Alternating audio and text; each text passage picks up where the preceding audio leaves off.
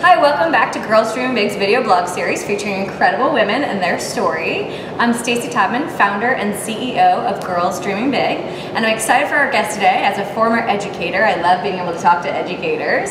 We have Jennifer Stanfill, who is the director of Chocie Programs for Parkway School District. If you could tell us a little bit more about what that is and how you're a girl dreaming big. So, as Director of Chocie Programs, I am really in place to oversee and help with the planning and implementation of our alternative programs, virtual, our Spark experiential learning programs, and summer school.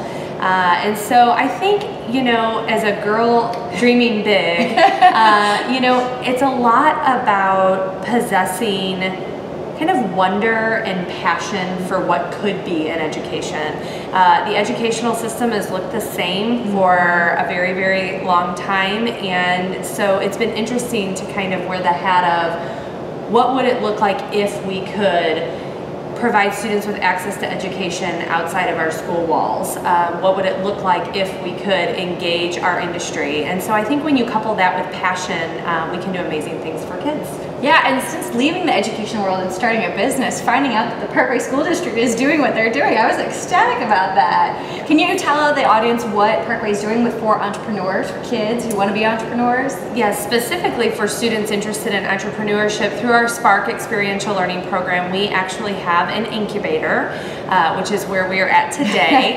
And it is an off-site collaborative co-working space where our junior and senior high school students can come during the school day for academic credit, and they are able to work with mentors, they're able to work with industry partners, and a wonderful program director who really creates conditions for them to take an idea from light bulb to launch, with just support of strategic partners like Maryville University. Our alumni association has been really active, and then the whole St. Louis startup ecosystem they've all really stepped up and been wonderful partners. Yeah, what a neat thing for a high school kid to be able to leave school half day and come figure out how to start a company. I would have loved to have done that. So you're really the big person who brought it to Parkway, I feel like.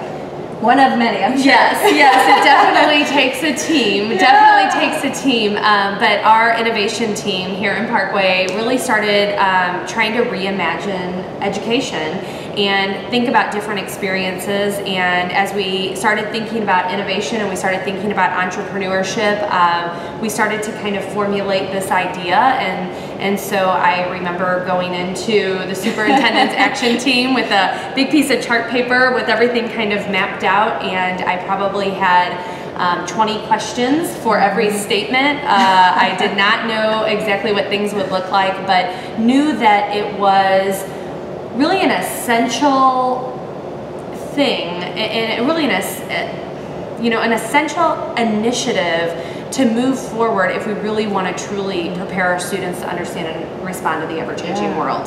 And to do something so different in the education world, I mean, that takes a ton of courage.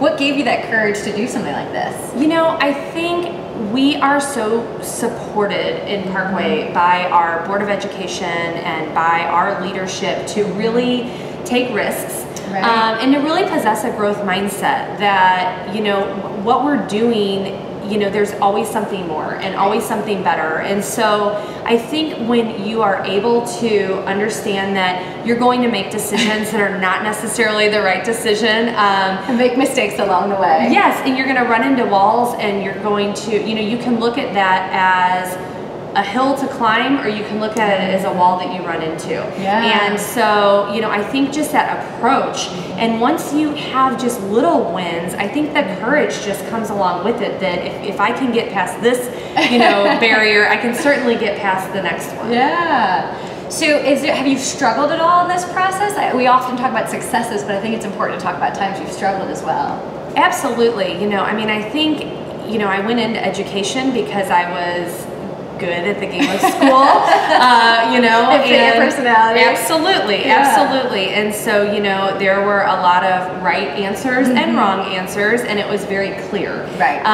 This has been very ambiguous. You don't go to school to be an educational administrator that learns how to blur the lines between education and business. People aren't doing that. I mean, people are, but not in, not to that extent where it is permeating our educational system. So There's certainly been struggles. I think communication, I think you can't over communicate, but figuring out the best method of communication, being clear about why you do what you do, what your message is, I think is important.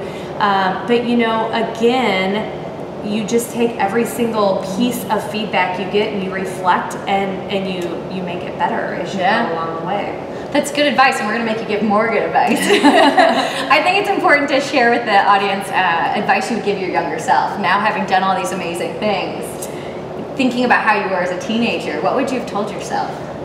My younger self, looking at, I was really fitting into that student mold of that college-bound, AP, I need to be a good student kind of path. And so thinking about, how can you take risks and really just try new things.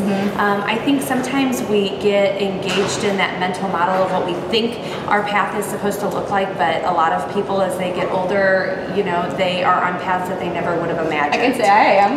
Right. And so am I. I mean, I did not get into education thinking that I would be in this position.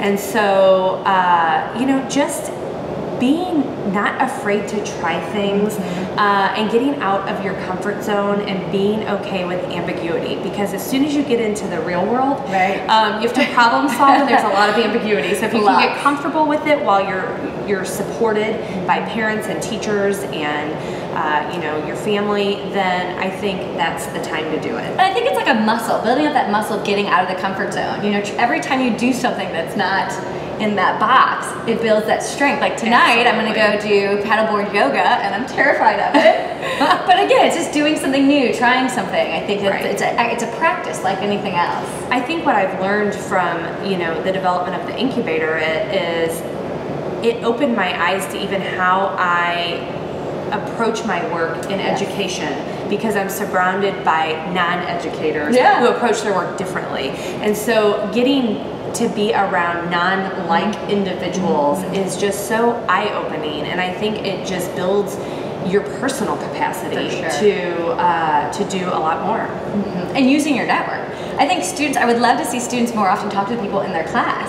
So often someone's sitting to your right or sitting to your left, and you're like, I don't know them, I don't want to talk to them. Yes, but then that person might bring something to the table and expand your horizon quite a bit, and it's worth getting out of that comfort zone, saying hello, and it's nice. Absolutely, yeah. I agree. Well, thank you so much for taking the time to chat with us. We appreciate it. If someone wanted to learn more about Spark or all the awesome things that Parkway is doing, how could they do that? I would ask them to visit www.ParkwaySpark.com, or you can follow us on Twitter @ParkwaySpark.